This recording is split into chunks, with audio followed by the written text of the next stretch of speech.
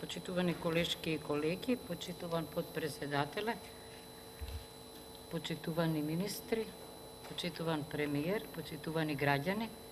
Моето прво прашање беше наменето за министерката за образование, но не ја гледам тука. Заменикот е тука. Во ред, мислам дека ќе го поставам, се предомислив, со оглед на сестраната природа профил на нашиот премиер, нему ќе му го поставам прашањето. Прашањето прво се однесува на формирањето на клонот или, ако сакате, испоставата или департманот на Великотрновскиот универзитет Свети Кирил и Методи во Свети Николе, во рамките на кампусот на Меѓународниот славјански универзитет Гаврило Романович Државин, во рамките, значи, на кампусот во Свети Николе, на кој има 5 факултети. Имено моето прашање е: врз кои законски основи е донесена одлуката за отварање кампус на, бугарските колеги велат, на англиски јазик, председателот на одборот за акредитација вели на бугарски јазик, значи во Свети Николе, и ме интересира уште повеќе која е образовната и научната причина, односно логика, да отворите департман на универзитет кој се наоѓа на 3765-то место на Шангајската листа. Таков е едниот податок, до него стои друг податок 5481-то место, за разлика од нашиот Кирил и Методи, кој што, како знаете, е на 1816-то место, односно во последните 200 од 2000-тите универзитети на Шангајската листа. Зошто ме интересира ова? Зошто кога се дозволува отварање на универзитет или департман, тоа се прави за да се создаде здрава конкуренција, која што ќе не турка нас, нашите универзитети овде, во надпревар, што ќе не качи на Шангајската листа, правејќи не образовно и научно компетитивни. И сега јас се враќам назад во 90-тите години, кога помнам дека универзитетот од Питсбург, тогаш преку чувениот професор Вилјам Дан, отвори студии овде во Македонија. Зошто го поставувам прашањето? На прославата на Свети Кирил и Методи имаше пренос свечен од Великотрновскиот универзитет. На преносот во збор воведен имаше ректорот Христо Бонџолов и тој, откако го честита денот на светите браќа Кирил и Методи, како ден на бугарската азбука, просвета и култура, на словенската книжевност, му оддаде посебно признание на премиерот на Македонија Заев за одржаниот збор за отварање филијала во Свети Николе. На прашањето за проблемите во претходните 3 години, рече дека исклучиво биле внатрешни, но никако не од македонска страна, и отварањето го смета за голем успех на соработка. И си помислив дека ако е така, ако ги читам одредбите од нашиот закон, каде што се вели дека може да се отвори странска високообразовна установа или може таа да врши високообразовна дејност, зборувам за член 25 став 2, според условите утврдени со овој закон и со меѓудржавен договор, си помислив да не сме склучиле некој ваков договор и сега да не отвара Климент Охридски од Битола испостава во некој бугарски град, зашто Климент Охридски универзитетот, да кажеме, на повисоко рангиран на Шангајската листа од Великотрновскиот универзитет, но не е така. И сега читам дека членот 25 од Законот за високо образование бил применет и јас ќе го прочитам. Вели: странска високообразовна установа на која е признато правото да врши високообразовна дејност, се разбира дома, односно е акредитирана за вршење на високообразовна дејност во земјата во која е седиштето, врз основа на одобрение од владата на Република Македонија, по претходно мислење од Одборот за акредитација за високо образование, може на некој од светските јазици да врши високообразовна дејност на територијата на Република Македонија.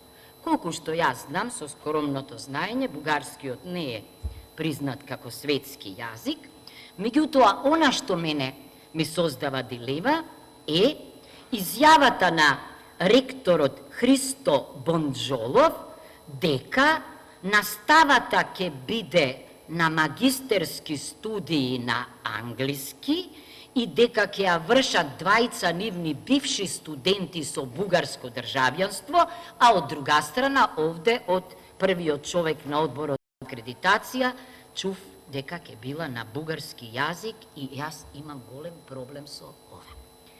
Вториот проблем, уште поголем, името. Имено да тврдите дека Свети Кирил и Методи и Свети Кирил и Методи се различни имиња е небулосно. Невозможно, значи. Според тоа, бидејќи имаме закон за установи, мојот проблем е, зар нема да дојде до конфузија или, ако сакате, до тешки недоразбирања како во внатрешната комуникација, особено исто така во надворешната комуникација. Околу имињата.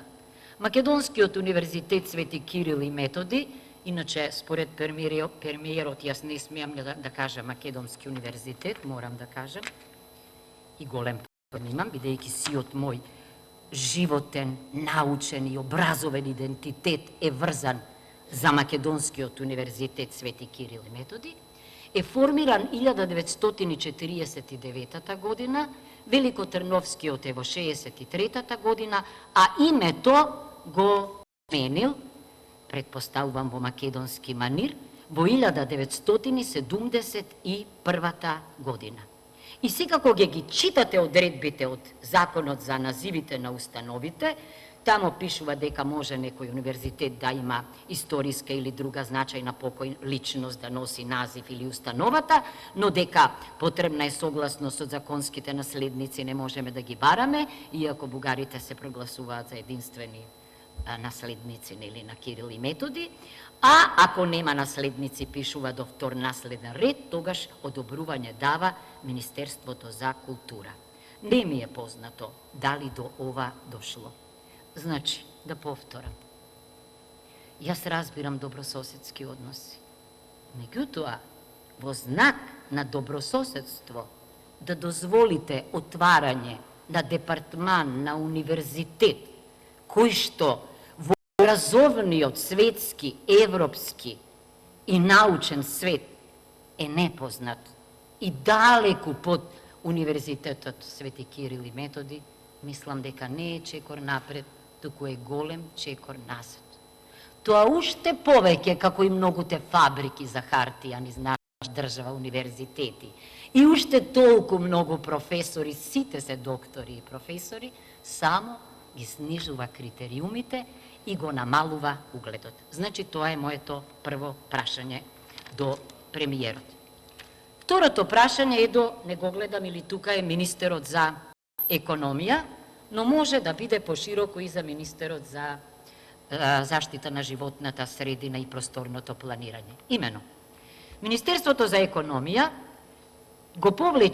ги повлече предлог измените на Законот за минерални суровини, по скратена постапка требеше, во јануари годинава, и организираше консултации, меѓу кои и со Алијансата за застапување и лобирање разбистри се. На тие разговори укажано му е дека е потребно Македонија, која што ја подпише и ратификувала Архуската конвенција, да ги вгради нејзините решенија во нашата законодавна пракса. Имено, со конвенцијата се бара да бидат консултирани граѓаните и нивните асоцијации, понатаму да бидат вклучени во било кој процес што се однесува на заштитата на животната. Поставете го прашањето, бидејќи веќе пробиен вие терминот со 30 секунди. Добро, ќе ми дозволите прашањето. Да, прашањето, затоа ви велам да го поставите прашањето. Значи, Архуската дали има намера враќањето на законот назад во процедура, она што го договорил со невладините организации да го вгради. Третото прашање е за министерот. Немате право, ви заврши времето. Јас реков, формулирайте го второто прашање, заради тоа што веќе сте 54 секунди надвор од ова би било крайне коректно за 54 секунди. Можете да додадете пратенексом уште 5 секунди, за толку ќе го поставам прашањето. Ајде, имате 10 секунди, поставете го третото прашање. Значи, со новата методологија ЕУ цени не само хармонизација со легислативата, туку и демократски практики. Последните именувања на многу министри за подпредседатели на партијата, а на еден министер и за генерален секретар и за шеф на изборната кампања е директно спротивно. Што мислите за ова, бидејќи веќе за ова се пишува? До кого ви е прашањето, не се изјасневте? Третово прашање до премиерот реков. До премиерот.